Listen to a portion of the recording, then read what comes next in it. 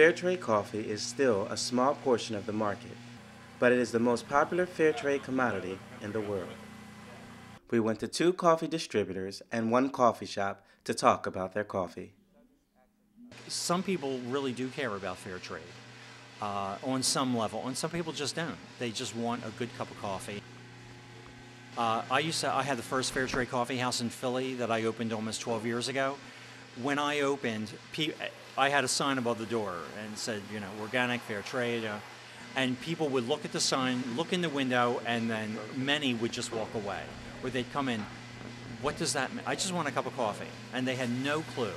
Almost everybody knows about fair trade in the U.S. now. Commercial coffee is ground. You know, you get a can of Folgers or something, or that's all ground because you can't see what's in there. You have no idea. And that's the difference between specialty grade coffee and everything else. We use counterculture coffee. They are the only roaster that we use, although sometimes we will switch up every month and get a different guest roaster. All of the coffees from counterculture that we use are single origin. We don't use any blends, which means that every coffee comes from the same area of the same country. And I learned firsthand exactly what goes into picking coffee, and it is incredibly labor intensive. And I think that it is very important for coffee companies to ensure the quality of life for their growers and farmers down there, because it is very arduous work. They're working like 14-hour days, so the more that the coffee company can ensure a better quality of life for them, the better. I work in wholesale for La Colombe Torrefaction. We're roasting coffee out of Philadelphia.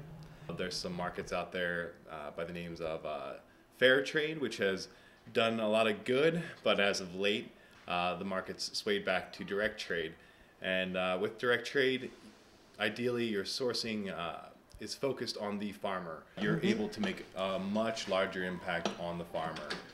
The ideal end of direct trade is building a relationship that extends beyond just the annual or the seasonal use of that farm's coffee, to reinvestigate that coffee annually, to enable the farmer to grow better quality coffee, to produce better quality coffee, which, you know, in the end you're going to see much more direct results. Do you think the demand for fair trade coffee is growing more than it has in the past?